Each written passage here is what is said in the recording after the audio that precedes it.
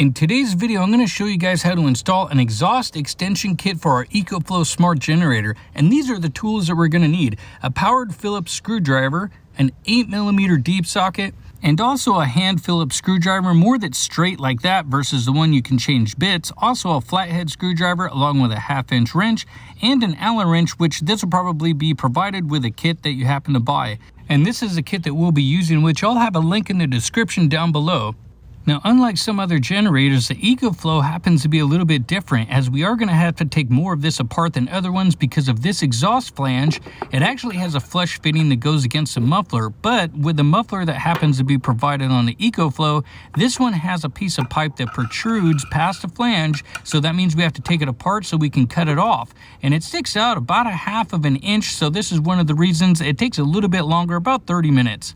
So we'll go ahead and get started, and feel free to fast forward or pause as needed. So the first thing we need to do is take off this little black stripping here. There's a good place to grab it right there. Sometimes you can grab it here, but this little notch is excellent. You just pick it up, lift it right off, and this will pop off real easy. And then we can go ahead and set this off to the side. Then we'll need to take that 8mm socket and remove all of these 8mm bolts.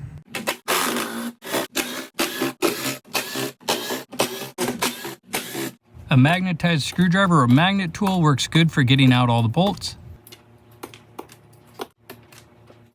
Next, we're going to go ahead and remove the gas cap, and be sure not to drop anything in there while you have it off. Then we'll remove this black grommet, and this has to be pulled up all the way around this filler neck, and I will show you guys a trick when this comes time to reinstall. Now make sure none of those little black tabs have broken off, and then we can go ahead and set that to the side, and then lift this cover right up, and then set that out of the way. Put your gas cap back on, and we can get to the next step. Now we're going to go ahead and undo the cam locks on the side where you service the generator. Go ahead and pull the side cover off and set this to the side. Now on the other side of the generator, we're going to remove the on-off switch. This is where that long skinny Phillips screwdriver will come in handy. Go ahead and take this off. And now if you keep it upright, you can leave the screw right inside the dial. Set that to the side. Now remove both Phillips screws at the top of this panel, one on each side. Then we can go ahead and remove this panel, which all you have to do is pull out a little bit, and you're going to want to lift it straight up. And then we can just set this over to the side a little bit, but the rope is still connected. These 4 Phillips screws now need to be removed, and be careful using power tools so you don't strip anything. Then we're going to go ahead to the other side of the generator and remove the other 4 screws on the back of this panel as well. Now we can go ahead and remove the back exhaust cover and just set this to the side, and we'll go ahead and reinstall that in a minute. Now we got to remove the exhaust cover plate right here. This is the 8mm again. Go ahead and remove the cover and set this off to the side. This will no longer be used along with that screen, and this is where your spark arrestor is, which this should be cleaned or inspected every 100 hours. So now that we've gotten to our muffler, you can see where the pipe used to protrude out. But there is this rubber grommet that goes all the way around the muffler, and you don't want to damage this. This can easily be burnt or either chewed up when you're using tools like these blades and whatnot, so you want to remove this. This also comes out with those little black tabs by just pulling on the corners, just like this one that you see right here, and then it just easily installs again. So this is pretty simple, but you don't want to damage this part where you happen to be using some of the power tools or other items you might use. So go ahead and remove this and set it to the side. And now you can use something like a hacksaw if you want to cut off the piece of pipe that happens to be sticking out, or a power tool works really well and makes quick work out of it. We're going to go ahead and install the exhaust extension piece now, and this does come with its own gasket and hardware, but you also want to make sure you install the flame arrestor piece, don't forget, and this still should sit nice and flush after you cut it. So now when installing this, it does move up and down because this piece does fit other generators as well. So when installing this part, just go ahead and kind of snug it up, and then make sure you get it properly aligned with the muffler and also the exhaust extension piece, and then you can go ahead and snug it up pretty much when you have that all done. Now if you're going to use power tools to install the screws, make sure you use that clutch and put it on a low setting like 2 or 3. Go ahead and install the screw in reverse to seat it, then forward to lock it down into place. After you've done this, you'll kind of get much faster at it, and then you can just move along and install all of them pretty quickly.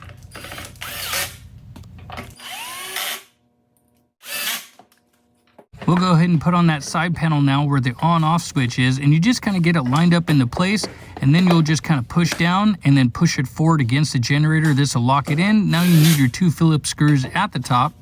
And then when you install your on-off switch, after you get done installing this, Make sure you turn it on and off just to make sure it's functioning properly. Now onto the service side of our generator, and this is actually one area I wish they would improve just a little bit, because getting this on and off sometimes can be a little bit difficult, but you just kind of give it a couple smacks and then you can lock in those cam locks. Now we're going to work on the top part of the generator, and we're going to go ahead and reinstall this black grommet. Now the best place to start is towards the front of the generator and just start feeding in those black little tabs, but don't pull them through and lock them into place yet. Now you can work your way to the back side. Go ahead and keep continuing to feed the little black grommets in, and then also this little tab that kind of works its way down the side, and then we can flip it upside down. Go ahead and start pulling a couple of these until they lock into place, but you don't want to do all of them yet because we still need a little bit of room at the front.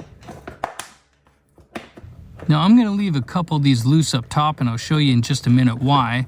Pull this one, and then this little tab here can sometimes be a little bit difficult.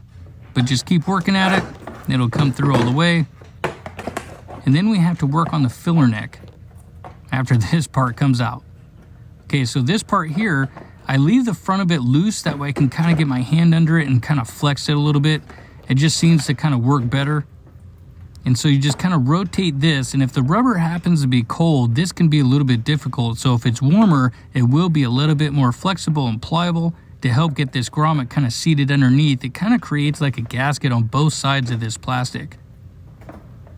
And so you can see now that I'm getting it past, this is what we have to do all the way around. Then you can pull on the last little black tabs and lock this thing into place. And now we can go ahead and remove the fuel cap again. And now when seating this onto the generator, you want to press on the black rubber gasket down on the filler neck. That way it seats really well and it doesn't kind of back and fold on itself. And so go ahead and replace your gas cap now. And now we can reinstall all those screws.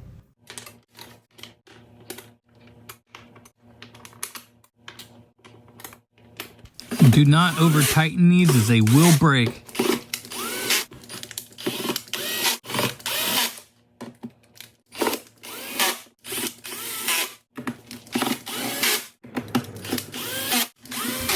Now we need to install the black rubber trim all the way around the top.